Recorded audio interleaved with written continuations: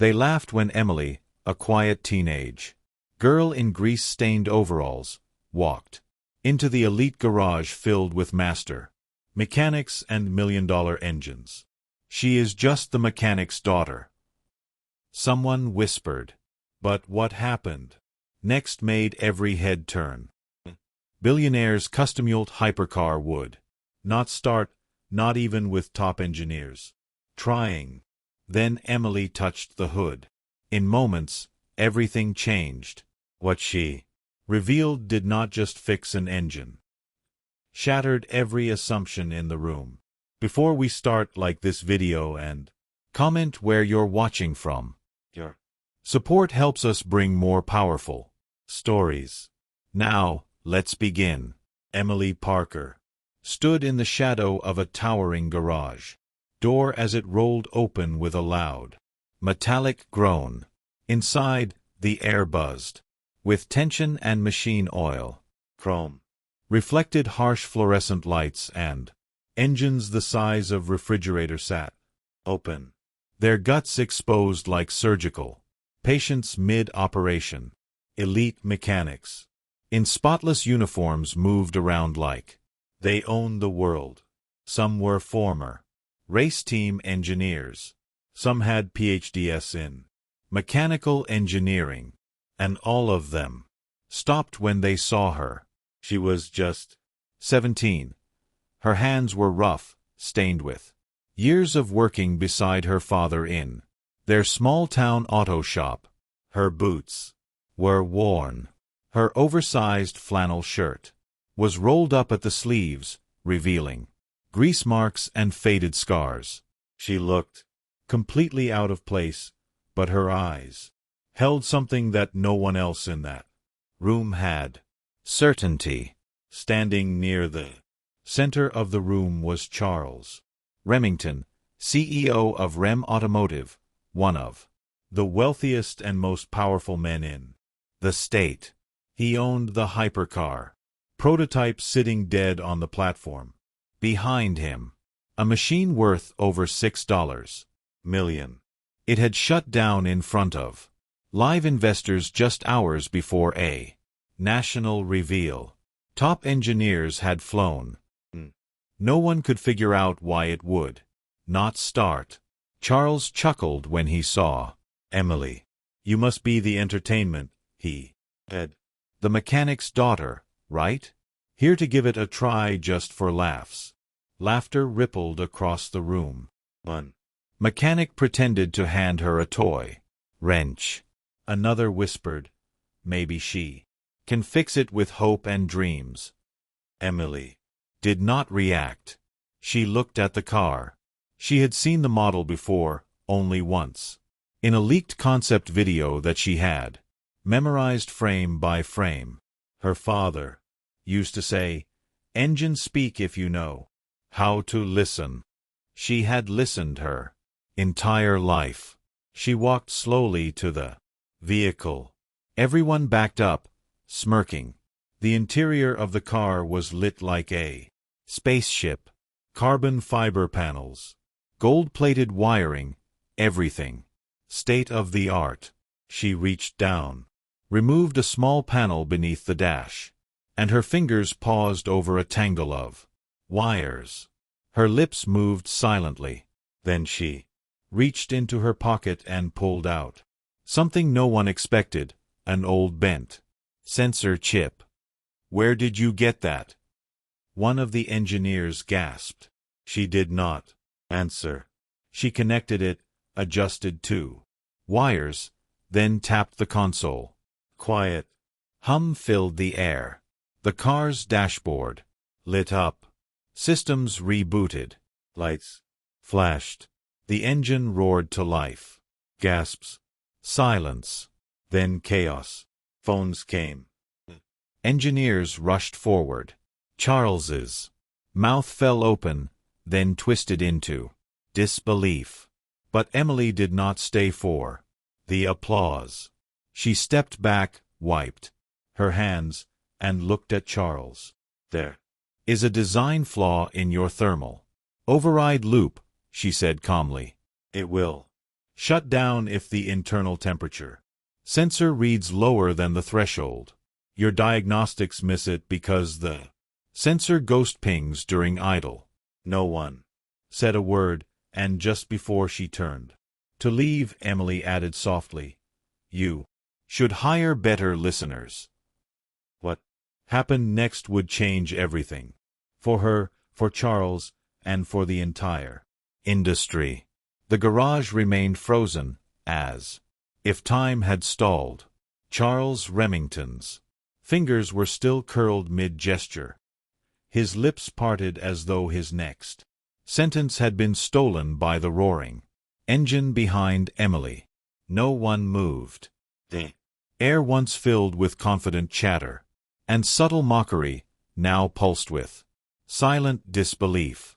She had done what no one else could, and she had done it without hesitation, without permission, and without a single shred of fear. Younger engineer named Cole finally broke the silence. She bypassed the internal fail-safe with a manually corrected sensor, he muttered, staring at the dashboard readouts. She did it in under 60 seconds. Someone else whispered. How did she even know what was wrong? We spent 6 hours running diagnostics. Emily had already stepped toward the garage door. She had no intention of explaining herself to people who had decided her worth the moment they saw her overalls. But Charles's voice rang out, sharp now, laced with something no one expected. Urgency. Stop. Wait. Emily turned slightly, just enough to see him approach. His shoes tapped against the spotless tiles as he crossed the space. But it was his expression that had changed most. The arrogance was gone. In its place stood confusion, curiosity, and something else. Respect trying to fight through disbelief. You said the flaw was in the thermal override loop, he said slowly. That issue was flagged in an early version of the AI software, but it was supposedly fixed. His eyes narrowed. How did you know it was still there? Emily looked him straight in the eyes. Because machines lie when they are told to hide problems. I do not trust code that covers its own mistakes. Behind them, technicians replayed her steps on the security footage. Some of them now looked at her like she was not human, like she was a myth that had walked out of a legend and fixed the unfixable. A few even looked threatened. After all, if a teenage girl could do what they could, not, where did that leave them? Charles studied her face. What is your name? Emily Parker. And your father is David Parker. Parker's auto service off Route 9. She nodded once.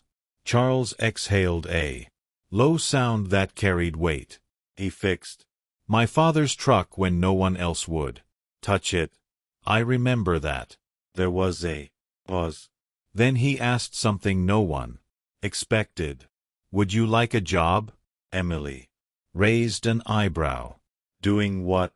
Fixing your engineers' mistakes. There was no sarcasm in her voice, just calm truth. A few people flinched. Charles smiled, but it was not the smug grin from earlier. It was smaller, quieter, number designing.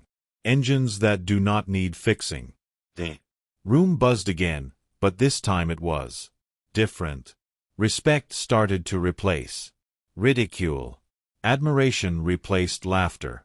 Emily had just rewritten the entire hierarchy of that garage with a censorship, a wire, and a sentence.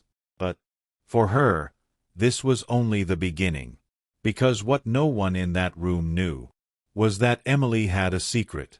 One she had never spoken aloud, a dream she had buried because she thought the world would never take her seriously. And now, suddenly, The world was listening.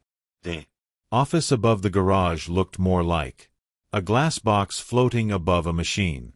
Jungle. From here, Emily could see the entire workshop, the tools, the engines, the technicians moving in quiet awe, whispering like something sacred had just happened. Charles Remington stood beside her, arms crossed, staring down through the tinted pane like a general, surveying his troops after a battle that had changed everything. "I need to understand," he said at last, his voice softer now, less performative. "You are 17. Where did you learn to do what you did down there?" Emily took a deep breath. She had never told anyone the full story, not her friends, not even her father. But standing here, she realized something. She was no longer hiding.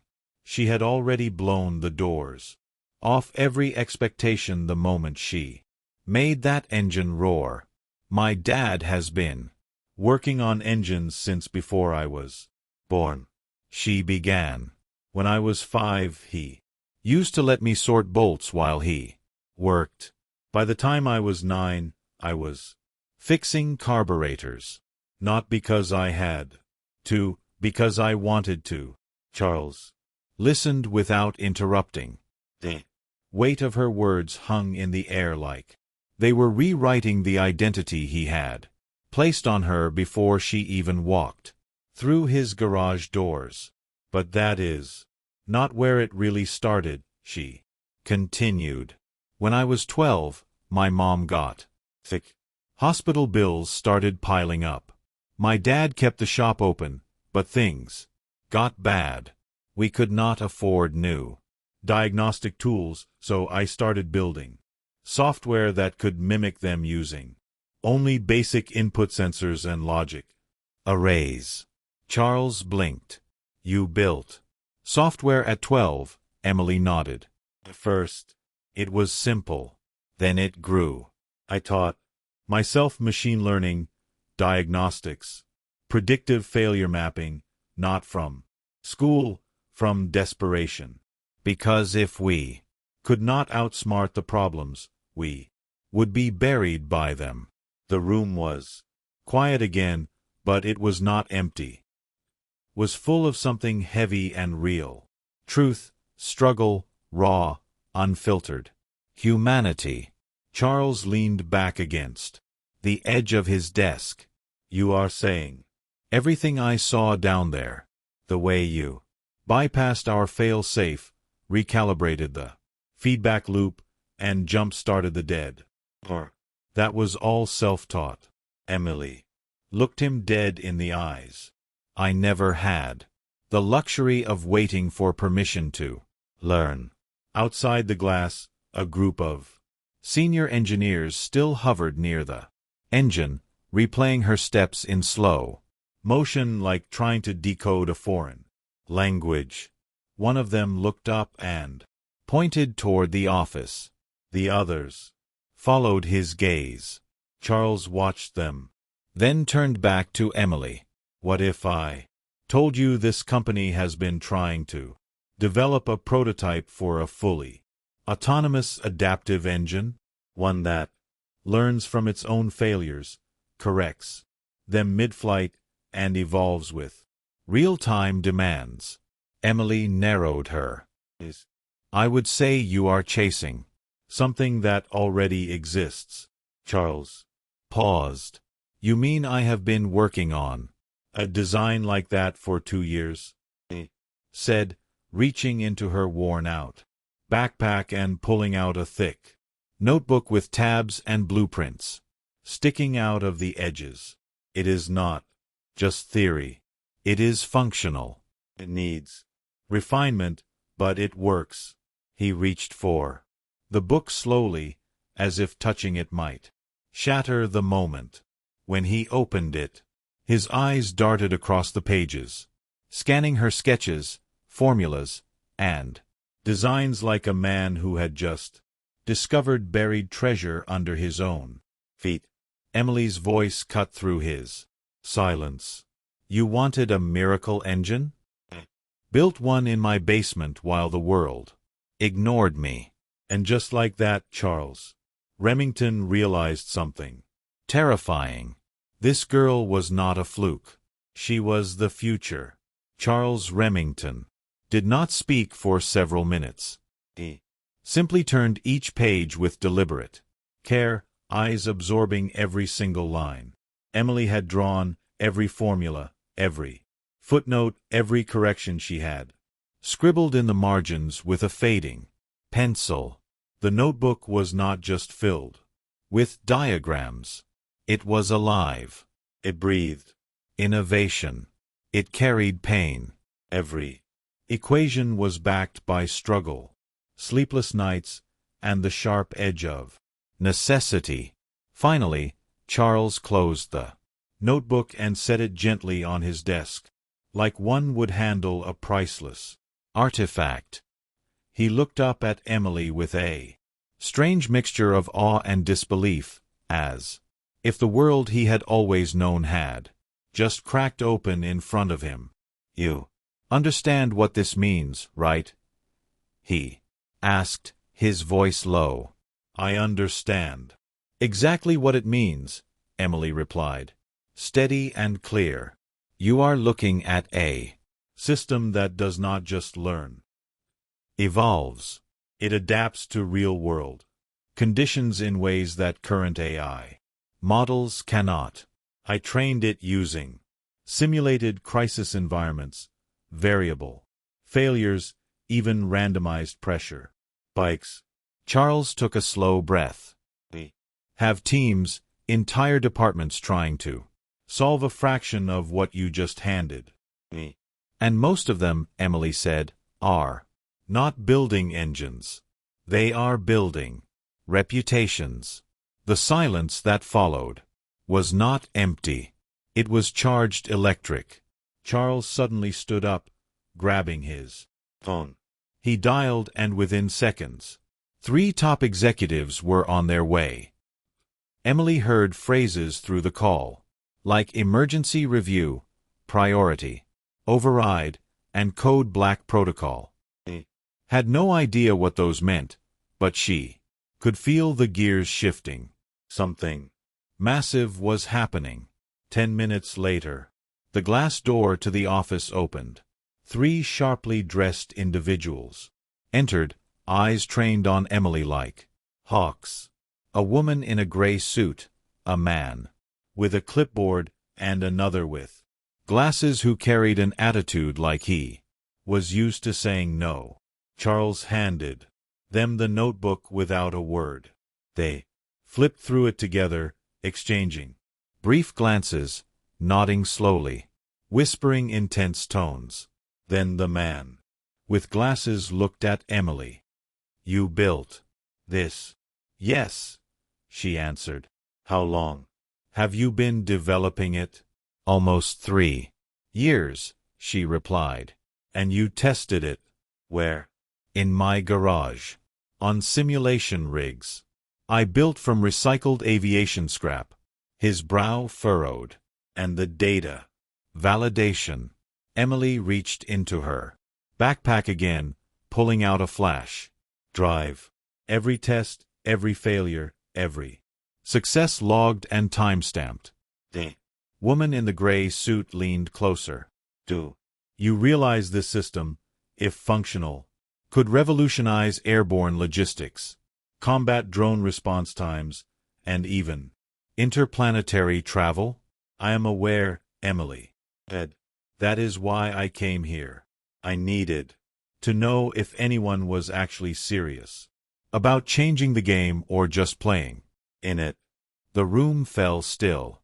Then Charles did something Emily did not expect. He stepped aside. Gentlemen, ma'am, meet the future of our company. For a split second, the world tilted.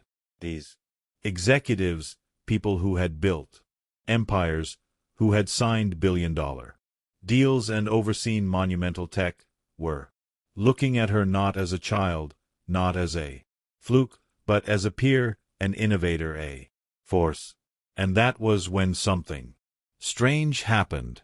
The man with the glasses, who had said nothing kind until now, walked toward her.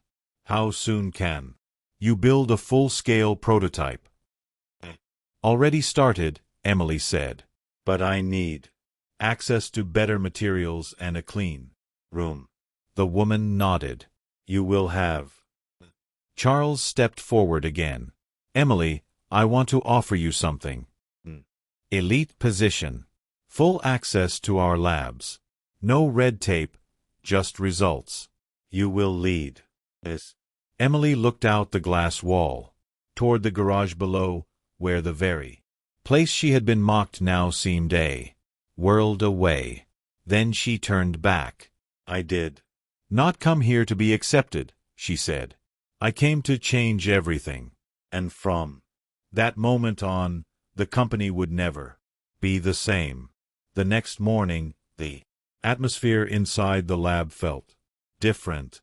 It was no longer a sterile room filled with disconnected minds, chasing quarterly targets. It had become a launch pad. Engineers, researchers, and technicians gathered around Emily like she was a conductor ready to unleash a symphony. Only this time, the music would roar at Mach speeds and rewrite the rules of modern aviation.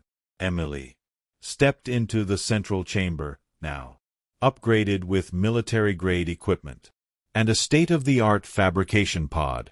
Blueprints of her AI-integrated propulsion system lit up the walls. Had access to materials she had only read about in journals. Liquid phase, graphene, cryo-cooled superconductors, and nano-reactive alloys. What had taken her 3 years of makeshift trial and error could now be rebuilt in 30 days, with unmatched precision. But she did not rush. Every step was intentional. Every calibration was double-checked. Emily was not just building a prototype. She was building her legacy.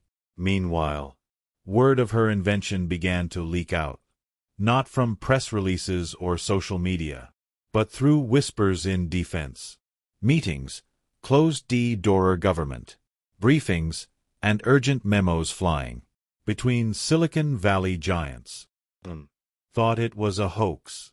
Others thought it was a stolen concept.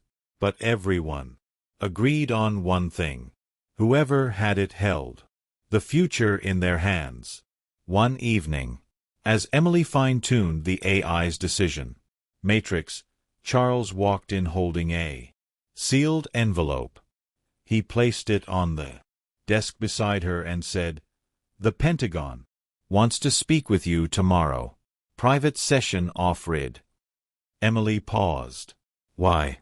They believe your engine could replace satellite-dependent drone networks, make current air dominance models obsolete, and possibly destabilize nations. She looked up calmly. That was never my intention. No, but revolutions rarely ask for permission. That night, Emily did not sleep. She sat alone in the lab, watching the simulated engine spin in the virtual render. Thousands of variables flowed across the screen. Yet, the AI adapted in real time, learning, optimizing, evolving. It was no longer a machine. It was a mind. At sunrise, she boarded a black SUV escorted by 2 agents in plain clothes. She was driven to an undisclosed airfield. No signs, no logos, just a hangar and a conference room buried underneath it. Inside, a group of senior officials, civilian and military, sat waiting. No greetings, just questions. Is it weaponizable? Yes, she said. If someone wants it to be. And it operate independently? It already does. Could it be taught to defend a no-fly zone? It could be taught to Decide when not to. Murmurs filled the room. Finally, the man at the head of the table spoke. Miss Walker, are you aware of the implications of unleashing a system that could outperform every aerial asset currently in service? I am aware, Emily answered without flinching.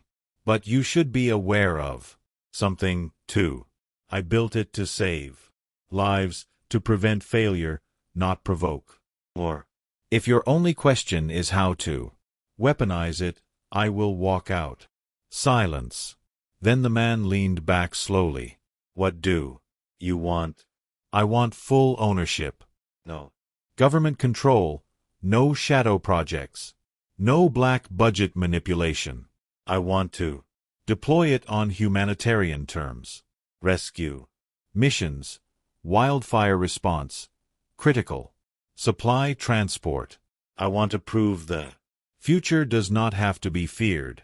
They stared at her stunned. She added, and if you say no, I will build it somewhere else.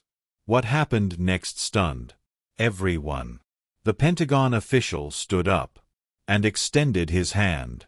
You just changed the rules. Emily shook it. She had gone from fixing broken radios in a garage to telling generals how the skies would work from now on. And she was just getting started. 3 weeks later, Emily stood on the edge of a private airfield in Nevada, staring at the craft that would become the first real-world test of her revolutionary engine. It looked nothing like a conventional aircraft. Sleek silver with no visible exhaust or wings in the traditional sense. Almost resembled a bird in mid-morph. Form aerodynamic yet fluid. The AI had designed it after analyzing thousands of natural flight patterns, eagles, falcons, even dragonflies, and synthesized them into a body that defied every textbook ever written. A crowd had gathered. Engineers, investors, military officials, humanitarian leaders, and reporters with cameras aimed and breathed. But one person stood alone near the hangar. It was Chase. He had shown up uninvited, dressed not in his usual tailored suits, but in jeans and a simple gray sweater. For the first time, he looked like the man who once taught Emily how to solder a circuit, not the CEO who tried to steal her future. He walked up to him. Did you come to stop me? He shook his head. I came to see what I missed. Emily nodded once. You missed everything. Then she turned and walked toward the platform where the AI-controlled aircraft sat humming softly. She pressed her hand to the biometric scanner. A soft chime confirmed her identity and the cockpit opened. But she did not get in. Instead, she raised a microphone and faced the world watching. This is not just a flight test. This is proof that innovation can be driven by hope, not greed. By minds, not militaries. I built this engine with the dream that a girl fixing radios in a dusty garage could one day rewrite the laws of motion. Not to control the sky, but to open it to everyone. The aircraft began to lift without sound. No smoke, no fire, just silent vertical motion. Like the laws of gravity had agreed to. Take a break. Gasps filled the air. Then it soared straight up, faster than any jet. At 100 feet, it flipped itself and danced, danced through the air, curving, diving, climbing again like it had a soul. Cameras struggled to track. Radar could not lock onto it, and Emily, standing with her arms crossed, simply watched the sky like she had always belonged there. Within minutes, the aircraft returned. It landed gently, On the pad, the AI inside had logged 0 errors, 0 delay, and in one silent display, Emily's invention had shattered every record ever set. Reporters surged forward. The Pentagon's rep was on the phone already. Global tech networks began reporting it live. The UN sent an encrypted message within an hour. It was happening. Later that night, back at the lab, Emily sat alone, sipping tea. Her reflection shone in the window next to the sleeping aircraft. Behind her, Charles walked in holding a box. "What is that?" she asked. He opened it. Inside was a single name plate. It read Emily Walker, inventor, visionary, daughter of possibility. He smiled faintly, eyes misting. "You know," Charles said. "Your mother would have been proud." Emily looked up, voice steady. "She already is.